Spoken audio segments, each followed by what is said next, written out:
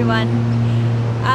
So I'm currently visiting the Gold Coast and I don't have all of my editing equipment, so hopefully I can get this whole thing done in one take, so we'll see how it goes. But basically I wanted to shoot a follow-up to my video that I did as a review of Denial 101X. Because I had so many people watching that video, so I thought it was about time that I did another one that was kind of sciencey related.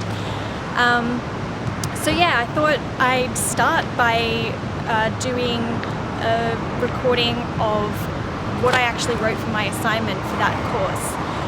And because the topic of that assignment was anthropogenic, so human-caused climate change and how it has a major impact on our coral reef ecosystems throughout the world. Just wait for the plane.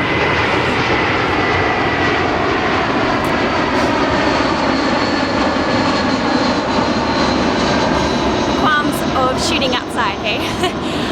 But yeah, because my video was about coral reefs, I thought it might be nice to shoot on location essentially. So no, it's not the Great Barrier Reef, but it is one of Australia's beautiful beaches, one of my favourites. So I thought it would provide like a nice bit of context and a real world element to what it is that I'm talking about, because it is something real that we're talking about. It's not some abstract thing. Yeah, so basically coral reefs are home to large and biologically diverse marine species. And the chemical properties of water means that large oceans historically provided a relatively stable environment for marine species.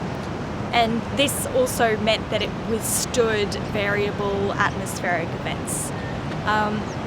So for this reason, marine species have evolved to thrive in quite a narrow temperature range. This unfortunately means that corals and the species that they support are sensitive to the rapid temperature changes resulting from anthropogenic climate change. So this sensitivity is amplified by other human impacts such as pollution, which further stress the reef's ability to withstand climate pressures. Rising ocean temperatures also lead to coral bleaching. Bleaching can ultimately lead to coral death, in part due to their reduced capacity to defend against disease. Increasing atmospheric carbon dioxide, which is one of the main drivers of global warming as well, but increased atmospheric carbon dioxide also results in increased carbon dioxide absorption by the upper levels of the ocean. And this is actually a natural system that occurs because the ocean absorbs the carbon dioxide to kind of counteract what's happening in the atmosphere. But because it's absorbing so much carbon dioxide at such a high rate, it leads to ocean acidification. And ocean acidification leads to reduced coral calcification.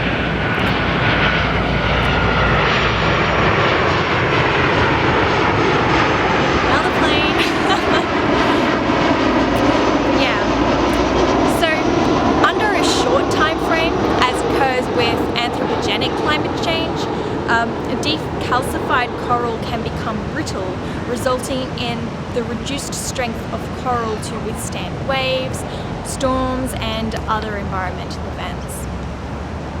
In Australia, the Great Barrier Reef has important links to human society through its cultural importance to Aboriginal and Torres Strait Islander people, to fishing industries, and also to tourism. Unfortunately, though, evidence of change in the Great Barrier Reef can already be seen. There's declining populations of seabird and marine turtle breeding colonies, there's reduced hard coral cover, and there's also reduced seagrass growth, which is leading to the loss of dugongs. Other deteriorating conditions in the Great Barrier Reef are leading to the death of wildlife and also the aesthetic beauty of the reef. Sadly, these changes are largely associated with human influences, and further changes can be expected as climate change effects escalate. There has been a myth that was recently presented in Australian news media that the UNESCO's recent report of the Great Barrier Reef not satisfying an in danger classification is evidence that environmental conservation efforts are unnecessary. So this myth presents a number of logical fallacies, but I'll just talk about misrepresentation and false dichotomy. So the myth misrepresents the UNESCO report, which states that while the site is presently not in danger, environmental efforts must be implemented to avoid this classification at review in 2017. This is quite the opposite of what the myth actually suggests. The myth also presents a false dichotomy.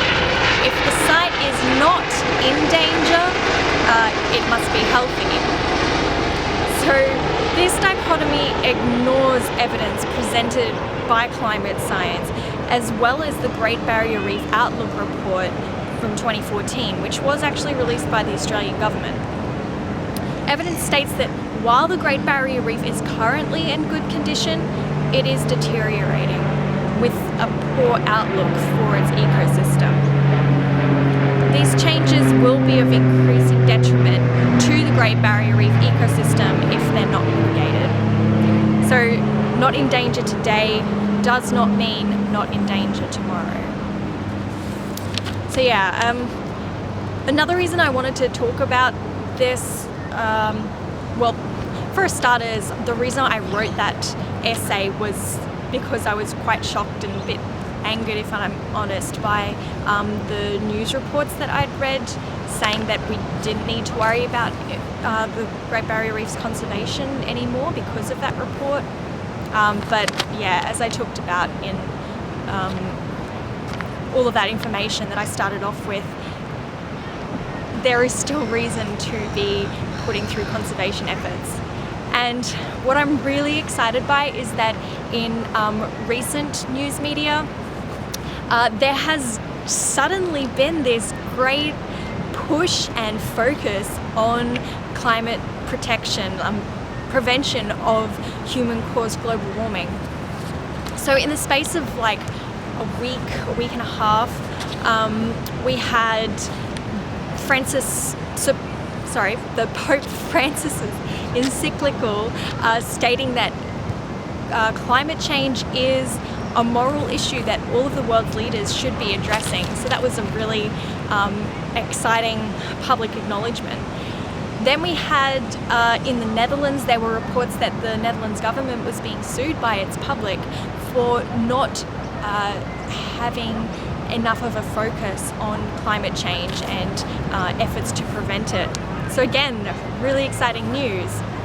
Just this morning before shooting this video, I thought I'd get on Google News and have a look at what else has been happening recently.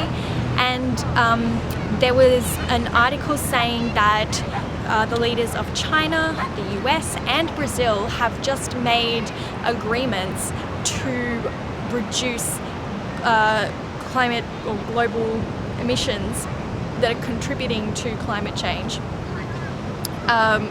For their countries within the next, say, 20 years or so. Again, huge and exciting news. So it's really exciting to see where things might be going with this. And even though in Australia we have we've got some issues with people who are currently in political power not putting this as a priority, but I have faith that if not now, then in the near future there will be some plans that are made towards this, whether it's with our current political party or political leaders, or whether it's leaders that we have in the future. I really do have faith that something is going to change soon. And also on all of this, another really cool thing that came out in the past week was the interview that Barack Obama had with Sir David Attenborough about climate change. And so I'd really recommend watching that because it's just amazing listening to how Sir David Attenborough talks about the environment, and he really does have the childlike wonder in the environment in wildlife that he portrays all the time through his documentaries. And yeah, so I thought I'd finish by sharing one of the quotes that he had in that video, because it's quite relevant to this topic. He said, "I think what is required is an understanding and a gut feeling that you understand that the natural world is part of your inheritance. This is the planet on which we live. This is the only one we've got, and we've got to protect it." And people do feel that deeply and instinctively. And hopefully people do feel that deeply and instinctively.